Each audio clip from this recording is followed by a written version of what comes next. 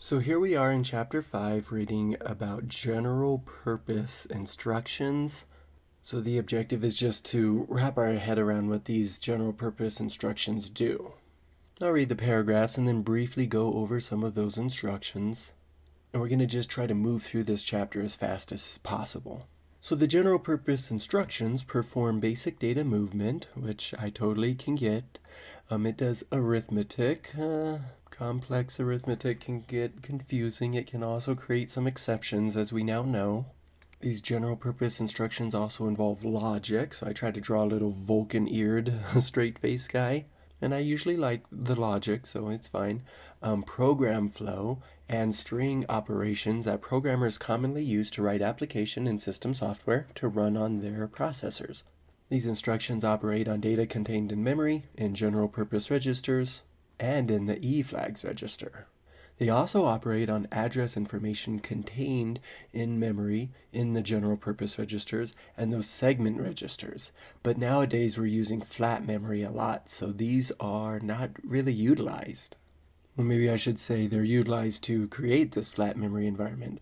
We're not necessarily just putting code in code segment and data in the data segment. So I'm going to ask a really generic question here. What is something new you learned in the first paragraph and you can try to grasp onto anything possible? Maybe I'll add on this part, or would like to know. So we've read a lot about all this stuff we're seeing. Personally, maybe I'd need to focus on the program flow because that's something I would like to know more about. Yeah, sometimes you just got to squeeze the learning out of the experiences you're having in life.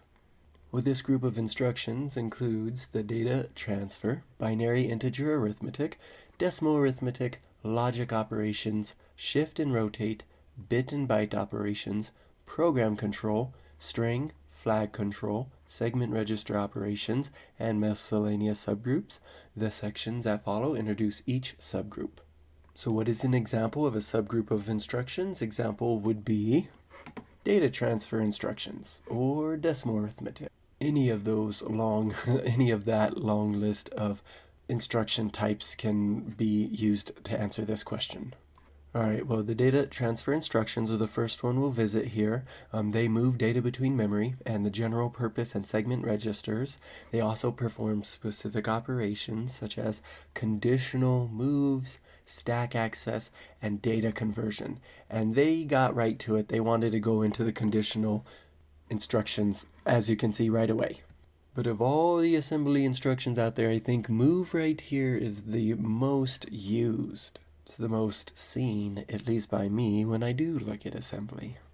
And this simply moves data between general purpose registers, it moves data between memory and general purpose or segment registers, and it can also move immediates to general purpose registers. Immediates are like just straight up values.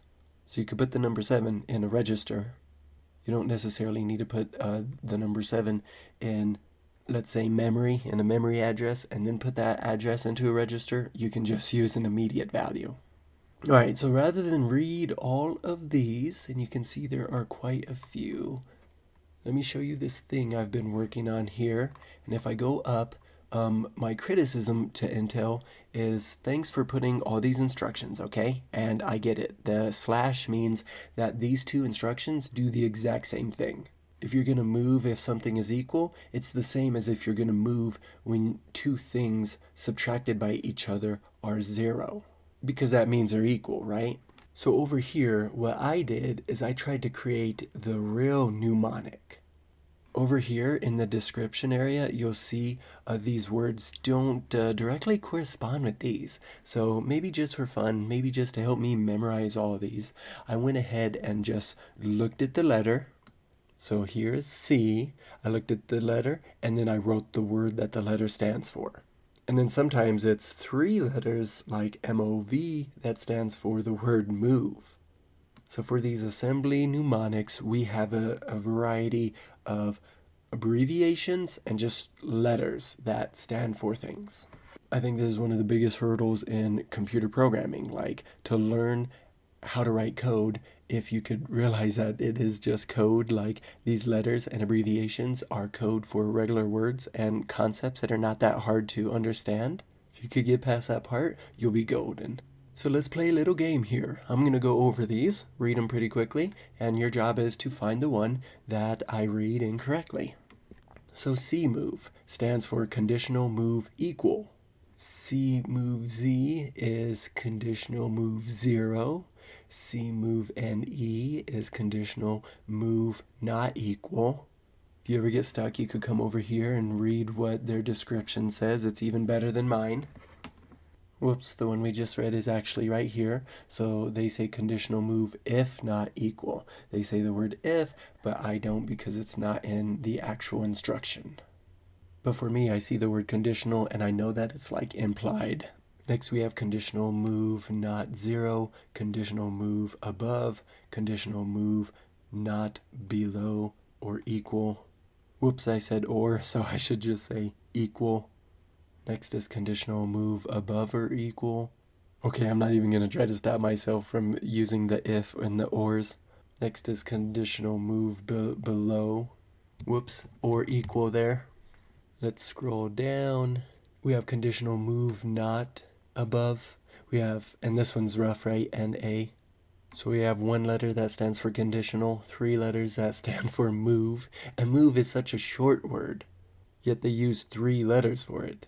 Well, anyways, conditional move and then not a short word, just 1 letter, and above, just 1 letter. We got a conditional move if greater. We got a conditional move if not less than or equal. Conditional move if greater than or equal. A conditional move if not less. Then we have a conditional move if less. A conditional move if not greater than or equal. A conditional move less than or equal. A conditional move if not greater than. Conditional move and carry. Conditional move if carry, sorry. Scrolling down, we have a conditional move if not carry. Conditional move if overflow. Conditional move if not overflow. Yeah, there's an instruction set for if something is not in overflow. If that condition is met, then the program's going to go in this one direction. Alright, we got a conditional move if there's a sign, so like negative. Apparently sign corresponds to negative, not just the existence of the ability to be negative or positive. Next up is this conditional move if there's not a sign, a conditional move if there's parity, conditional move if the parity happens to be even. There's a conditional move if there's not parity. There's a conditional move if the parity is odd. You can use an instruction to exchange things, which seems very similar to the next one, the byte swap, B swap. You could also exchange and then add. You can compare and then exchange. Push and pop, probably second and third most popular after move, I don't know. You push things to the stack, which is in memory, and you pop things off the stack, again in memory, not a register. Now we have pusha, not the rapper Pusha T, but pusha. Push general purpose registers onto stack. Why is there an A here? I don't know. Why is pusha a D? What's the D for? Is it A through D registers? I wonder if there's a history on assembly book out there I could read to understand the thinking behind these instructions. Well, as you can see here, I grew exhausted, but it's a good maybe exercise to just get familiar with the instructions. Just for consistency, if you see pop A, pop AD, this is the popping of general purpose registers from the stack. So I literally just told you the stack is in memory. I guess during the transfer from in memory, you could put something in a general purpose register, and then you're popping that. Okay, that makes sense because everything stops at the registers before it gets to the processor part. Oh, so now I really want to go into some assembly code and look for these instructions. Alright, our last 3 is we can convert a byte to a word, we can convert a word to a double word. See, it doesn't really matter because this instruction will just convert bytes to either words or double words, but using that EAX register as the place they convert in. Then move SX is a cool looking instruction, but it's move and sign extend. So if it's a positive number, it's going to be all zeros extended from the end of whatever that data is. If it's negative, it's going to be all ones. Good thing you don't have to keep track of that, it's the processor that will. But if you don't want to extend the sign, you can move ZX and it'll just make it zeros, without that whole negativity associated with the zero extension. Alright, so that was rough, just like I knew it'd be. Reading a bunch of instructions probably not gonna fit the format of these videos I'm making. Well, let's finish the video with these questions, and I might just like rinse and repeat these. And though it'll be dull, I'll go ahead and keep going through the assembly instructions, reading them, making comments on them. But for you to internalize this information watching the video, let's start with this one. Which instruction stood out to you? If I was to answer that, I could say the byte swap instruction stood out to me, because I'm curious as to when and why, where would you want to use this instruction? And the second question or direction says, why don't you go find some assembly code utilizing these data transfer instructions? That's what we focused on today. And then try this, differentiate these from, misspelled from, non-data transfer instructions. Well, I went to Bing and searched examples of assembly code, and I found this right away. But I suggest you do this just for good practice. So here I am, it says section.bss, right? The first line, I have seen no data transfer instructions. Second line, max found :resb1. So far, nothing looks familiar.